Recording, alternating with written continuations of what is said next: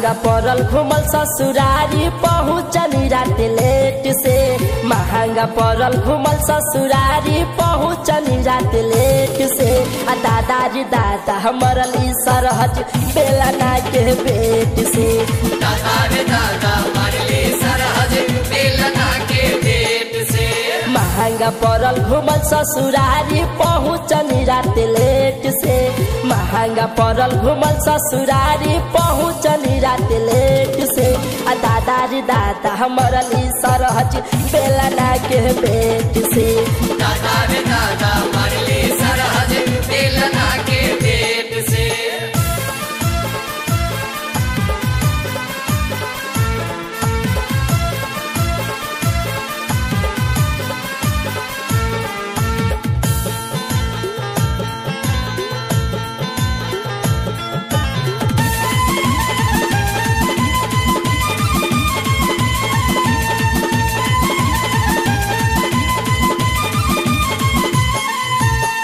काहे से कि मेहर के मोर पेहले रही सारी। ओकर भके में उनके धैली हनी आकावारी।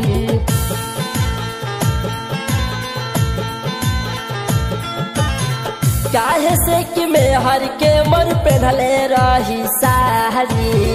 ओकर भके में उनके धैली हनी आकावारी। रहे अन्हार कुछ ना बुझाइल लागल बड़ी करेंट से। रहे अन्हार कुछ ना बुझाइल लागल बड़ी करेंट से।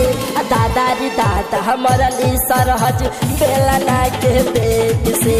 दादा रे दादा मरली सरहज बेलना के पेट से।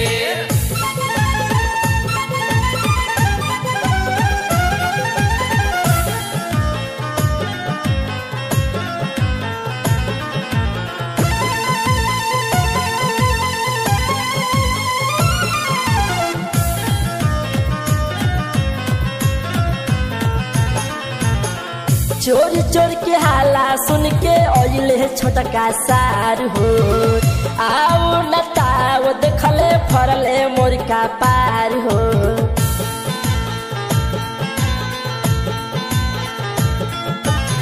चोर चोर के हाला सुन के ओइले छोटका सार हो। आओ नताओ देखले फरले मोर का पार हो। लात जूता के भइल बरसात हालत भइल पेशेंट से। लात जूता के भइल बरसात हालत भइल पेशेंट से। आ दादा रे दादा मरल सरहज बेलना के पेट से। दादा रे दादा मरली सरहज बेलना के पेट से।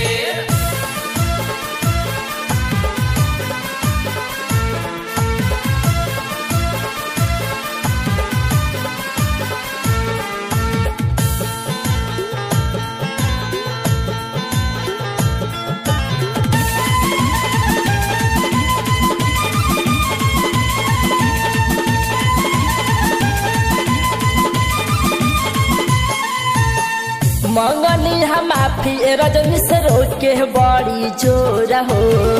कहनी हई पाहुन हई नहीं चोर हो।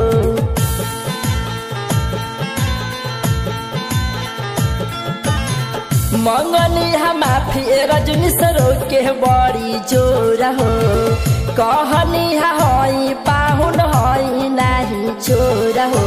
सुनी के सब अचरज में पड़ल अइले कावना गेट से। सुनी के सब अचरज में पड़ल अइले कावना गेट से। आ दादा रे दादा मरल सरहज बेलना के पेट से। दादा रे दादा मरली सरहज बेलना के पेट से। महंगा पड़ल घूमल ससुरारी पहुँचनी रात लेट से। महंगा पड़ल ससुरारी पहुँचनी रात लेट से। आ दादा रे दादा मरल सरहज बेलना के पेट से। दादा रे दादा मरली सरहज बेलना के पेट से।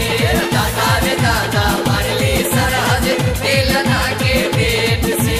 दादा रे दादा मरली सरहज बेलना के पेट से। आज रे दादा।